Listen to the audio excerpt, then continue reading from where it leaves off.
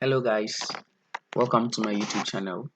On this video we are going to learn how to prove the Bragg's law using SRD, that is the X-ray diffraction.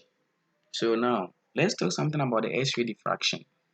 So with the X-ray diffraction, it's a phenomenon in which the atoms of a crystal, by virtue of their uniform spacing, cause an interference pattern of the wave present in an incident beam of X-rays. So, incident beam of X-ray is hit on an atom and it diffracts with a wavelength which are in phase.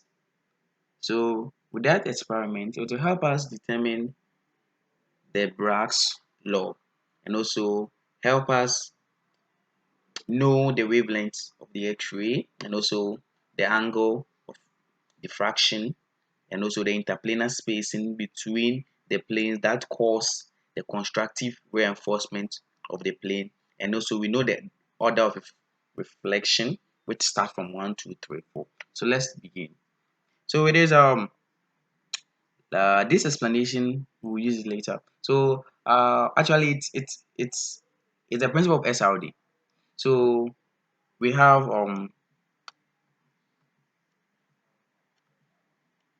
so beams of X-ray of wavelength is incident of these two planes at an angle.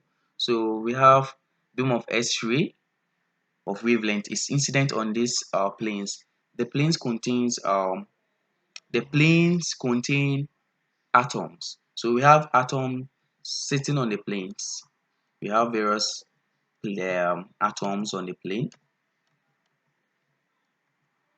and they said a beam of X-ray, so a collection of light rays hit on the atom. So when it hit on the atom, it diffracts and it creates an angle. So let's see that. So actually we have two rays in this beam. So we have two rays in this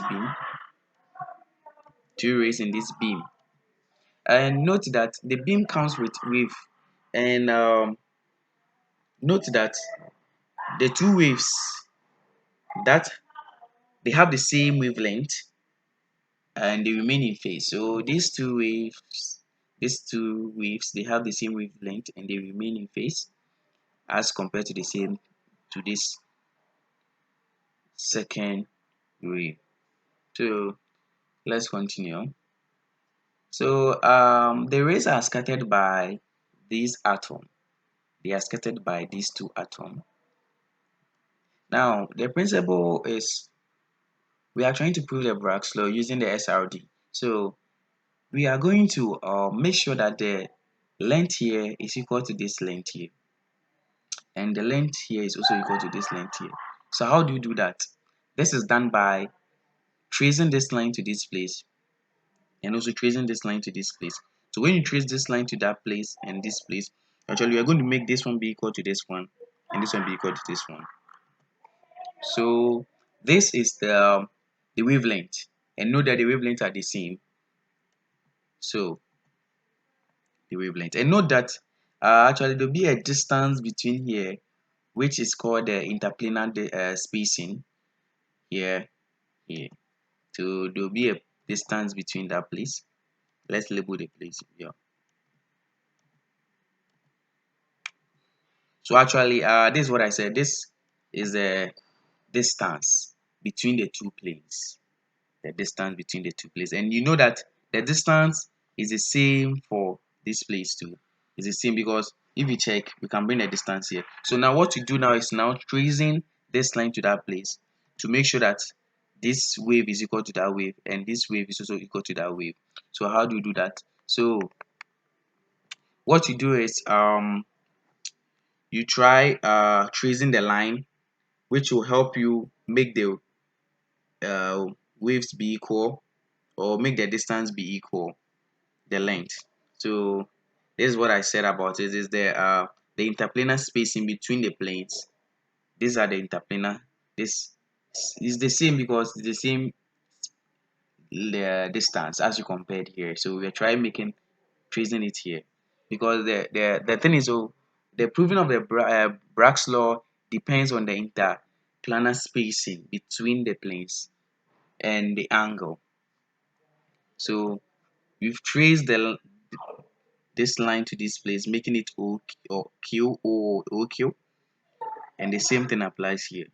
So what you need to know that it comes when the incoming rays hit on the atom, it diffracts, leaving an angle here. So there will be an angle here, and since if you can compare this is 90 degrees. So if there is theta, here will be 90 minus theta. And when you check, there's another 90 degrees here. So if here is 90 minus theta, here will be actually theta, and it will be applied to this place. The same thing applies to that place. Yes, the same thing applies to that place.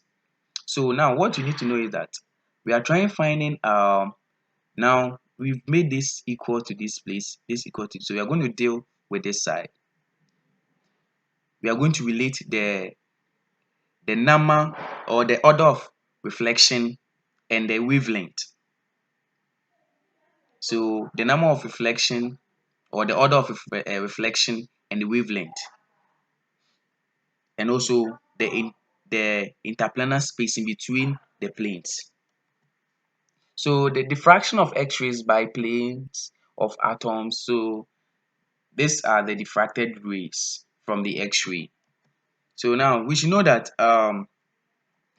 this is the basic for us to know. The order of reflection times the wavelength is equal to the distance from this side to this side and the distance from this side to this side. So we need to find a way to relate this distance and put it here to make the equation correct. Let's continue. So from here, you see that two rays in this beam labeled are scattered by atoms of O and T. This is the atom O and T are scattered. Constructive interference of the ray scattered, constructive interference of the scattered rays and are scattered also occurs at an angle. So it occurs at an angle, that's this angle. If the path length difference between KOL and MTR is equal, you know that the difference is equal, then you know that, so the principle states that if they are only equal, you should have the order of reflection times the wavelength should be equal to this distance plus this distance. So how do you do that? Now, for us to find ST, we can use the trig ratios and apply Pythagoras theorem. So note that if we trace this line, it will make an angle of 90 degrees.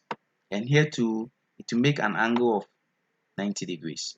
So using the sine ratio, we'll take triangle OST, which is this triangle, which is, we are going to relate the angle to the interplanar distance, that is the interplanar distance between the plane.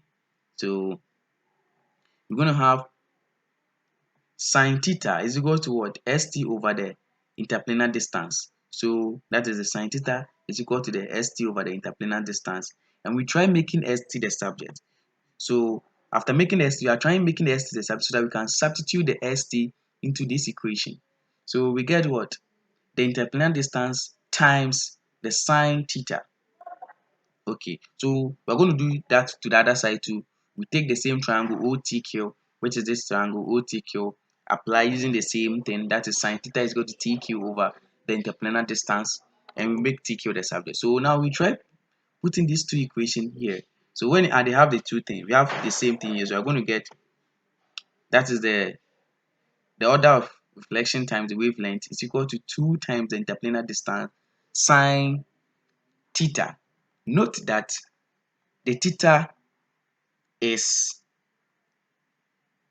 different. Now the theta is half the angle between the refracted beam and the original beam. So it is half the angle. So when they give you the angle, what you need to know is that this theta, you divide it by 2.